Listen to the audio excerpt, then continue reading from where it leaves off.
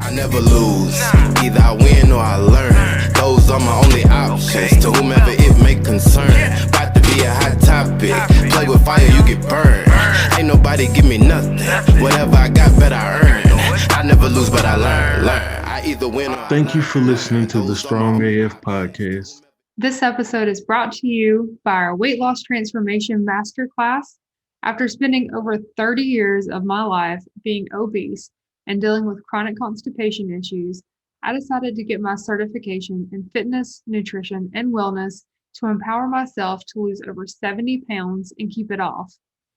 Watching my brother and dad have a heart attack within weeks of each other, I knew I had to make a change, but I wasn't sure what to do. After researching and studying to get my certification in fitness, nutrition, and weight loss management, I was able to use this knowledge I gained to lose over 80 pounds and keep it off. Now we're passionate about helping others to avoid the same mistakes that we made and changing the world through holistic health and wellness. So our approach is focused on mindset because overall health, including our mental health, means everything to us. Imagine waking up with more energy than you imagined possible, no longer worrying about digestive issues and bloating. We're here to show you how to ditch the fad diets and make small changes in your lifestyle, which will make a massive impact on your quality of life. These are changes that you will be able to pass on for generations to come. Go to veganstrongandfit.com/masterclass today to sign up for your free masterclass and get started on a happier, healthier journey. Welcome back to another episode of the Strong AF podcast. I'm Ashley, I'm Yuri. and today we're bringing a very special bonus episode to add to your week. So I hope this is super helpful for you. So what we're basically going to be talking about today is, well, the COVID vaccine. So number one, is it right for you? And how was our personal experience? So we want to dive into that. That way you can make the best decision for you. For you, that's the main thing. It's not about what you're reading on social media, what your favorite celebrity's saying. It's about what works best for you. Yeah, exactly. And if you haven't already listened to it, go back to our episode with Dr. John Ashcraft, where he talks more about COVID and improving your immune system. And he also dives into, his thoughts on the vaccine as well, keeping in mind this is coming from a holistic chiropractor. So just taking that into consideration as well as our experience for you to really be able to come together and determine if this is right for you. All right, so let's talk about this vaccine, right? Because there's all kinds of crazy truths and myths out there about these. So, number one, let's talk about the different ones. So we've got Pfizer, Moderna, and Johnson & Johnson, which most recently with Johnson & Johnson was just taken off to do further research because of the blood clots. Keeping in mind that the blood clots is a percentage less frequent than what you would get for birth control, which is still allowable by the FDA. So noting that and the extreme caution that they're going through, also noting that these types of vaccines had started being researched before COVID-19 happened. It's just that kind of put a rush on things. Now, I am in no way an expert on these. This is just my personal research that I've done, and I suggest that you do your own as well. But really understanding why. So our why is because, number one, we have elderly family members who are more susceptible to this. Family members we haven't seen in over a year. So that was a big, this made our decision that much easier to go ahead and decide to get vaccinated. And like you were saying about doing your own research. You have some people out here saying, do your research. Well, you guys are the research. Whether what it is plain and simple, even though it's a vaccine, it's pretty much chemicals being put in your body, but the outcome is going to outweigh the possibility of getting COVID and spreading that to the elderly and people we may come in contact with. That was the big why we chose to get vaccinated. Yeah, exactly. And knowing that my grandma's already had COVID and still suffering some of the side effects from that, so her oxygen has been constantly lower than it should be. Some days even lower than others, which is very concerning for us. Also knowing that our son has asthma, and although he has not had an asthma attack in over a year, like we've mentioned before, since going vegan, there's still the fact that he has asthma and he's more susceptible. If he were to get it, he would have a harder time with this. So for those reasons, we decided to be vaccinated. Now, I will tell you, in the beginning, I was on the fence and Yuri was a hard no. I was like, hell, you ain't putting that in me. But the more research, and then I started thinking about it. You gotta be real with yourself. It's like I've put stuff in my body without batting an eye, without second guessing, without doing research, just thinking, okay, I like this, I'll eat it, or I'll take this Hennessy, I'll take this vodka, I'll do whatever. Put it in your body, and you don't even care. You don't even think about what are some of the downfalls, what are some of the things that's inside of it. You don't even think. But then this vaccine, that's when you start to get skeptical. And you've done put all kind of other chemicals in your body. So now all of a sudden, this is going to be the one that you second guess. You don't second guess all the other things that I just named. You second guess this vaccine. Why? Because other people are saying, oh man, don't do it. Don't do this. Don't do that. Just like we said, do your own research and come to your own conclusion. If like one of my friends says, if you're wanting to be out there in these streets this summertime, you may want to get vaccinated. Yeah. Now, let's talk about our experience with this, because we've gone through both rounds now. So our first shot was end of March, and with that, I had a sore arm, and that was pretty much it. Yeah, the same. The arm that was injected, it was sore for maybe a day or so. That was it. Maybe felt like a slight headache coming on, but other than that, it was fine. Yeah. Now, the second shot, we had Moderna for reference. The second shot, though, so we had to go about 30 minutes out of the way to get it, because when we first signed up, it was harder to find a place that had it, especially during the week, because Yuri works on the weekends. So we had to go about 30 minutes away to get it. So by the time I got home from that second shot, I'm talking like as soon as I turned on our road, pretty much, it was like this wave of fatigue just hit me. And I know that generally it's a few hours after. Mine was like 45 minutes after I had this shot.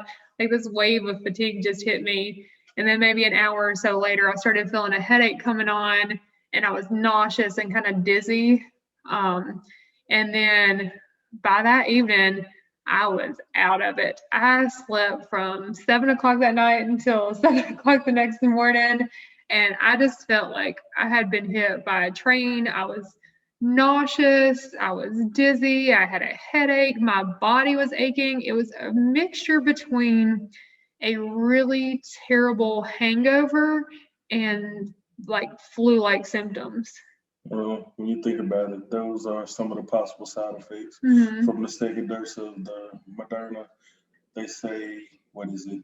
If you have a strong immune system, your symptoms are going to be worse because your body is, keep in mind, you're injected with this chemical, so your body is fighting off these things. Yeah, you're producing all these antibodies. What is this thing that's inside of me? Your body's trying to protect itself, so it's constantly trying to fight off this.